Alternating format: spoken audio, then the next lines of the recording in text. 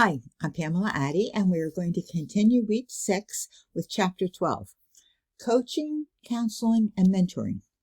Sometimes people use these words interchangeably, but they actually each have a distinct meaning, and we're going to discuss the differences. All of these are invaluable tools in our quest to developing a successful organization. Coaching, role modeling, and feedback helps team members through training, while counseling is used to address poor performance. So first, let's talk about the benefits of coaching. Just like a sports coach, it helps team members to gain the skills, the ability, and the knowledge they need to be effective in their roles. Coaching involves ongoing feedback, training, and positive reinforcement. Coaching is also invaluable as it improves performance and it creates a rapport with the team members that helps to reduce employee complaints.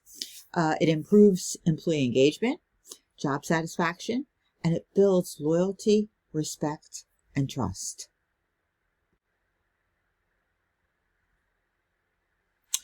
The benefits of counseling are a little bit different. Low-performing staff members are a burden to any business.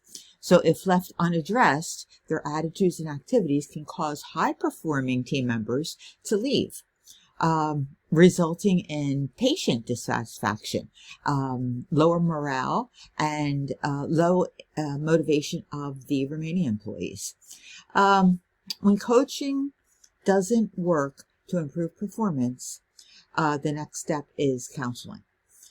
Counseling may also help some low performers become at least acceptable employees. Now, this we have to be careful about because I think we've mentioned before that it's important that we don't enable our low performers to just dance up to the line of acceptable and back again. And it is seldom that low performers actually become even good middle performers or high performers.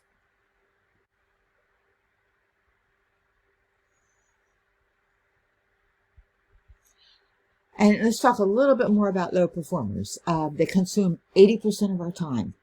And again, I think we've mentioned this before, these are the employees that our husbands, our wives, our significant others know their names. They cause low morale and they can pull down the entire department. I was taught that we don't want to spend a lot of time just trying to get them to be acceptable. Sometimes we need to help them decide whether the job's a good fit for them, or maybe there would be a better job somewhere else that would be a better fit and they would be happier. This is when we start counseling, and I'll say it again, document, document, document. Now, when we talk about the benefits of mentoring, mentoring involves dynamic, reciprocal, personal relationships in which a more experienced person acts as a guide, a role model, a teacher, and a sponsor of a less experienced person. So this is saved for our high performers, and it's a one-to-one situation. And slide 6 tells us some of the benefits that a successful mentoring relationship brings. Better rates of promotion, higher salaries, accelerated career mobility, greater professional competence. And I will add that it also brings a more successful department and higher morale because the other employees will see the benefits. So mentoring can be a formal process or which is typically managed by probably a different department in your organization, or it can be an informal process which we control.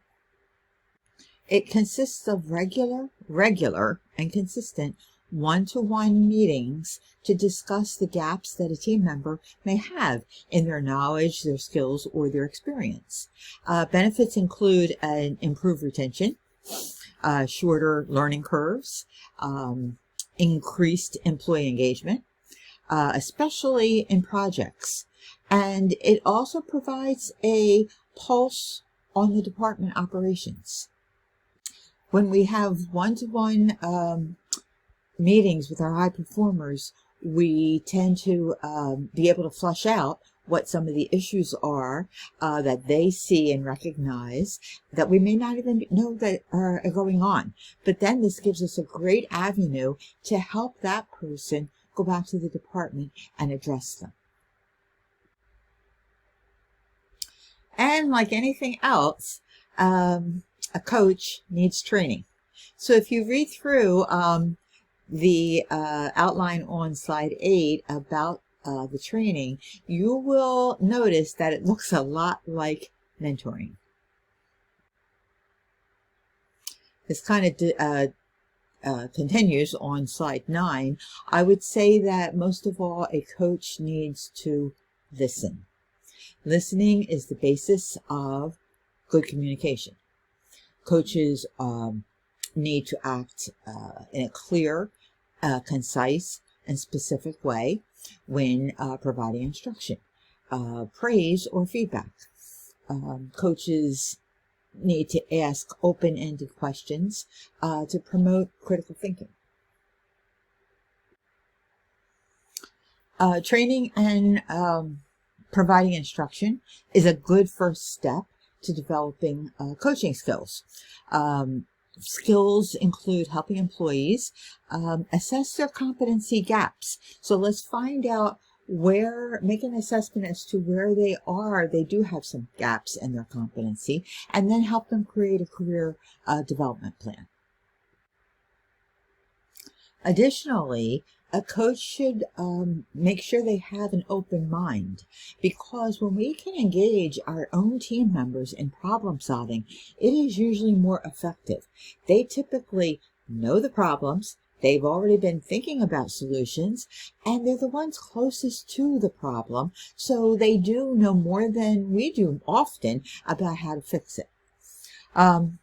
Recognizing diversity in our workforce and using it effectively is always paramount for a good coach. The dreaded counseling. Again, counseling is for performance issues, so none of us really enjoy having to deal with that. But if you've coached well, and you've documented non-compliance along the way, then the counseling becomes a lot more straightforward and less emotional. You've got the facts. The employee is well aware of the facts because you've had this ongoing dialogue. Check with your organization on their exact process and the steps that they require. Generally, these are the steps that lead to counseling: issuing an oral warning, a written warning for a repeat offense, a reprimand if your organization uses that term, suspension, and then finally, if it comes to termination. Steps may be skipped if the violation is serious to warrant it, and HR would guide you in this direction. That brings us to counseling for poor performance. As you read through this slide, the only thing I would caution you on changing an employee's responsibilities due to performance. If these responsibilities are part of the job, this could be seen unfavorably by other team members. However, I do agree, as we've said before, low performers affect morale and cause issues when they develop. You'll see the reference to Quint Studer here, and I have to tell you, I learned a lot of my management techniques from the Quint Studer books, and I actually heard him speak in person one time. Slide 15 discusses a technique for counseling. The most critical component here is that at the end, the employee understands explicitly what will happen if they continue the undesired behaviors.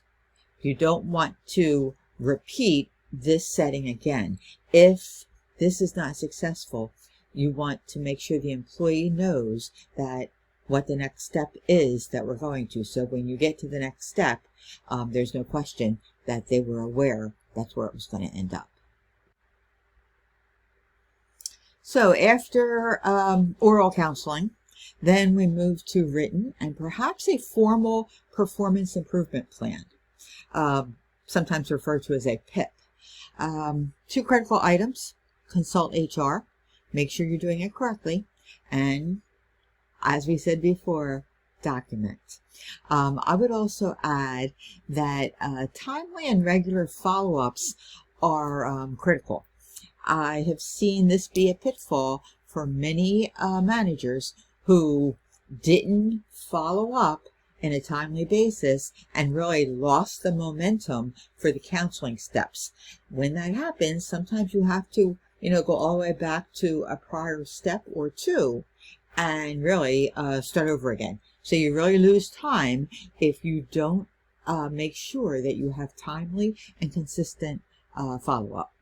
This is critical to if you make it all the way to termination. Okay, now for the fun part, mentoring our star performers. These are the high performers, and they're the prime candidates for mentoring. Here's kind of like the major difference with formal mentoring and informal mentoring. Formal mentoring that may be done by a different department usually focuses on the organization's goals. Informal mentoring, which we control and do ourselves within our department, focuses more on the employee's goals. And although we certainly want them to be aligned with the overall department and organization goals, at least it gives some, it gives more attention and focus to the employee themselves. Slide 19 does a really good job of describing an effective mentoring relationship.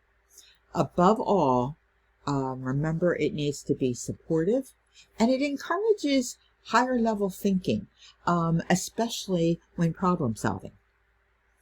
Being a mentor is not for everyone.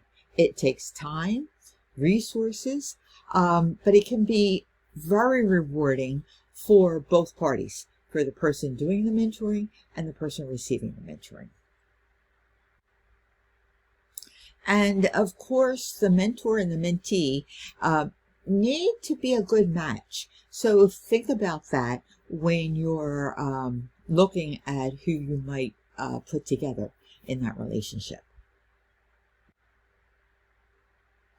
Both parties should agree on the expectations, the boundaries, and the potential benefits and risks that they hope to achieve. There needs to be periodic evaluation of the relationship. And remember, it's an evolving process, especially in the beginning when people are learning what works and the best way to develop the relationship. I have to tell you, the first time I acted as a mentor, I never gave any thought to how or when it would end. And this is a little harder than I thought it would be, and proved to be a little awkward. So we need to really think about how it's going to end. And I like the second bullet point here. The best way to end is with a formal discussion, perhaps over lunch or a cup of coffee. So I like doing a formal discussion in kind of a friendly environment. And there's no real right answer. The end could be just lengthening the intervals. So if you're meeting with somebody bi-monthly, maybe it goes to monthly, maybe it goes to a quarterly check-in. So you lengthen the intervals and kind of wind down, or you do it all at once. But I would always leave the door open for the mentee to be able to call if needed. So to summarize, coaching is positive reinforcement. Counseling is reserved for performance issues or behaviors which have not improved with coaching. And mentoring is for our high performers. If done effectively, this is really a great way to achieving a high-performing department with high employee engagement and morale. It is worth the time investment. Thank you.